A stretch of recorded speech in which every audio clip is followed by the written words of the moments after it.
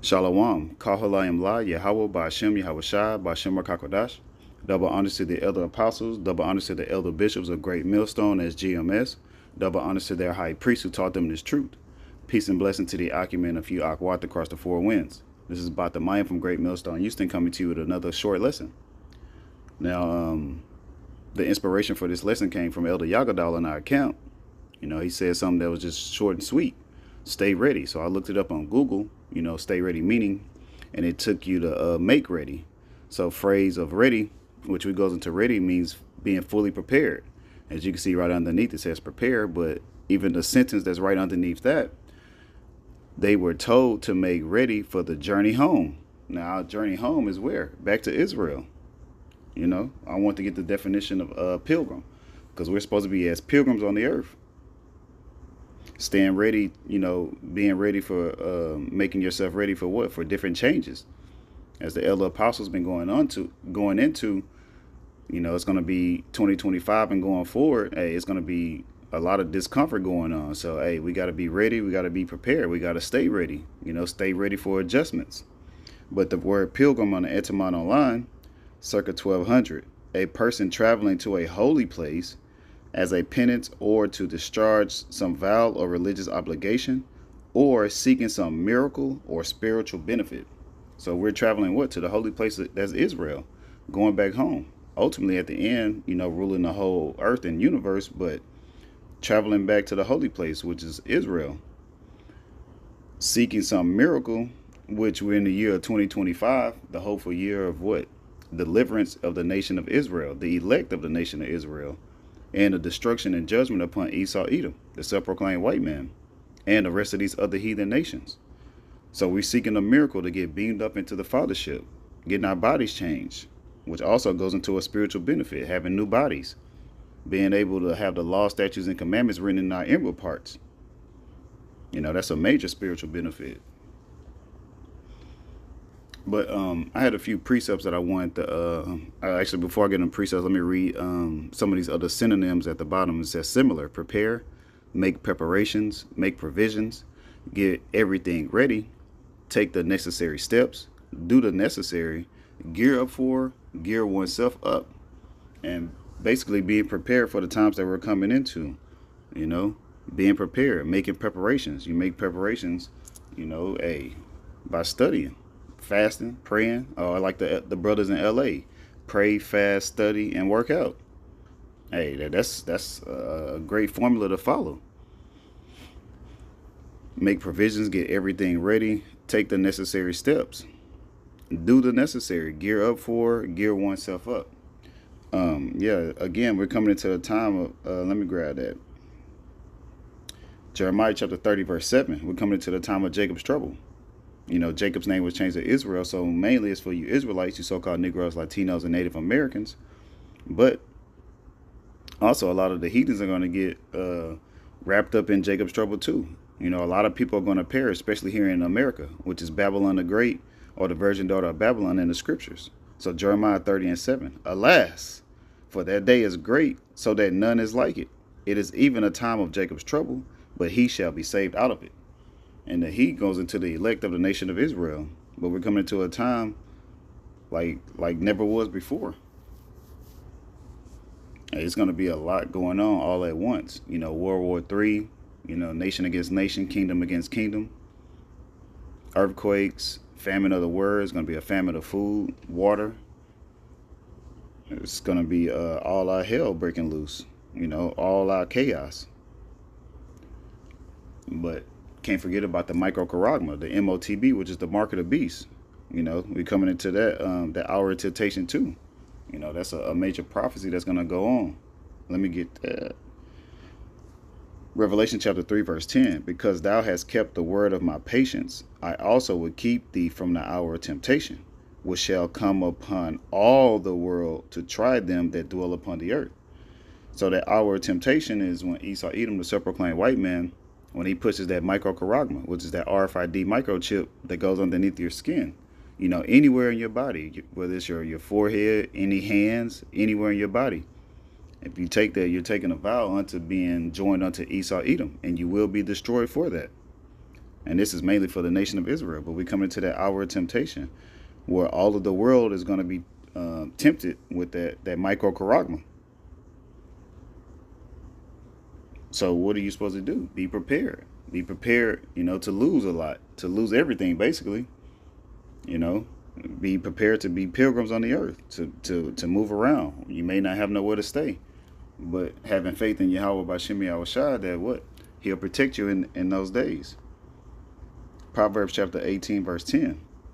The name of the Lord, Yahweh Bashim Yahushua, is a strong tower. The righteous runneth into it and is safe.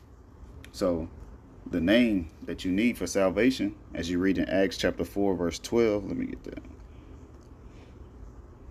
Acts chapter 4, verse 12, neither is there salvation in any other, for there is none other name under heaven given among men whereby we must be saved. So the name of the Most High, whom the word ignorantly calls God, is Yahweh. His only begotten Son name is Yahweh Shah, whom the world ignorantly calls Jesus Christ. Call upon Yahweh Bashim Yahushua, and the elect will call upon the names to be saved. Sirach or Ecclesiasticus chapter 17, verse 10. And the elect shall praise his holy name. So the elect of the nation of Israel, you so-called Negroes, Latinos, Native Americans, Hispanics, and our Israelite foreigner brothers that look like the other heathen nations. The elect will call upon the holy name of Yahweh, Wah Yahweh Shah, which Wah means and. So Yahweh, Wah Yahweh Shah is the names that you need for salvation. Have faith in those names that you will be protected in a time of Jacob's trouble. That's part of being prepared. Constantly calling upon the names, praying. As the elder apostle Ricard been saying, keeping your medicine strong. Again, like the LA brothers theme, pray, fast, study, and work out. Praying, keeping your medicine strong. Fasting, basically detoxing and, afflicting your body, as an atonement. Studying, reading, watching videos, making videos, going to camp, and working out. The scriptures say it profit a little to work out, but it's still a profit. In any business, your ROI, your return on investment, a small return is better than no return. You definitely don't want to be in a negative on that neither. So, working out helps you be healthy so that you can go out to camp.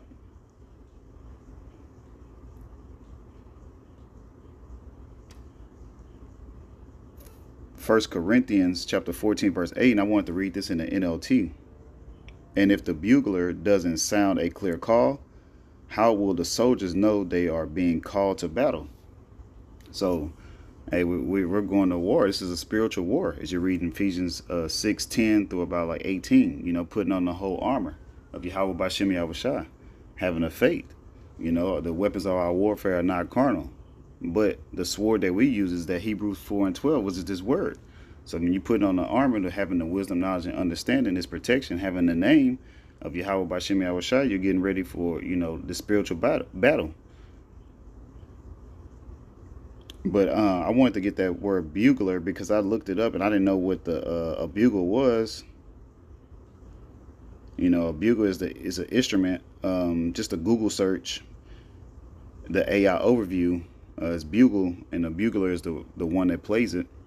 Bugle is a brass instrument used for signaling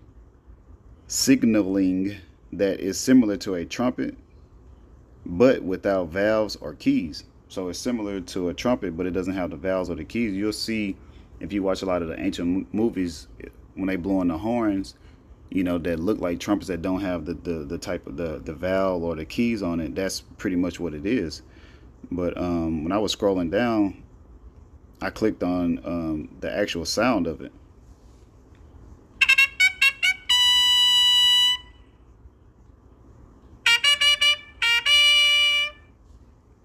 So like when you read in the book of Amos, chapter 3, we're giving our people warning. Amos chapter 3, verse 6, shall a trumpet be blown in the city, and the people not be afraid? Shall there be evil in a city, and the Lord Yahweh Bashim Yahushua have not done it? So when you go into that bugler blowing a trumpet, 1 Corinthians 14:8 in the NLT. And if the bugler doesn't sound a clear call, how will the soldiers know they are being called to battle? So if we're not given the correct warning, not saying we're gonna have up to 1,000 years, but telling you the correct calling of what? That the Lord draweth nigh. Our salvation is nearer than what we believe when you read in Romans 13 and 11. Understanding that the microcharagma is here. They just got to make it mandated across the whole world. World War III is here. You can see the famine. They saying roach milk is 4 times, better than cow milk and stuff like that. You got Esau Edom, pushing these false narratives. How much closer shall we be? They're going to say we can eat bugs. You can own nothing and be happy. How much more closer are we to the kingdom? So we got to blow that trumpet. We got to give our people warning, the correct warning, give them the correct doctrine, ultimately the 100% truth. Amos 3:7, surely the Lord Yahweh Ba'Shem Yahushua power will do nothing, but he revealed his secret unto his servants, the prophets. So the secret, freely received, so we freely give. The Lord has given us the secrets to tell you what's going on around you, what's happening. Hyperinflation is coming. People are gonna, victuals, 2 Ezra 16:21, victuals will be so good, cheap upon earth, people are gonna think themselves in good case. But people are starting to see those prices starting to rise more and more. But hyperinflation is coming behind that. So be ready for the change. Be ready to be on the run. Be ready to be on the go. Be ready to be persecuted. That's what the elder was basically saying, just staying ready, just being aware of, being circumspect. Ephesians chapter 5 verse 14, wherefore he saith, awake thou that sleepest, and arise from the dead, and Yahushua Mashiach shall give thee light. And that light is the wisdom, knowledge, and understanding. We were once in a dead state, but we're giving our people warning of what? The microcharagma, World War III. Babylon the Great, or the virgin daughter of Babylon, will be destroyed by thermonuclear missiles. So we got to be ready. We got to stay ready. Ephesians 5:15, see then that you walk circumspectly, not as fools, but as wise. So being circumspect, being able to see what's going on all around you, all around the world, being a watchman, looking out for these prophecies. 2 Ezra 9:1, measuring down the time diligently in itself. And you do that by filtering these prophecies through the scriptures, these news articles, so on and so forth.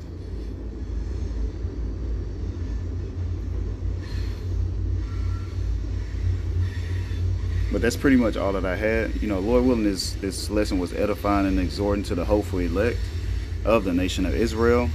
Again, I know I was a little all over the place, but Lord willing, it made sense. Call La Yamla, Yahweh Ba'Shem Yahushua, Ba'Shem Rakakwadash. Double honors to the elder apostles. Double honors to the elder bishops of Great Millstone as GMS. Double honors to the elder high priest who taught them this truth. Peace and blessings to the Akim and a few Akwat across the 4 winds. Shalom.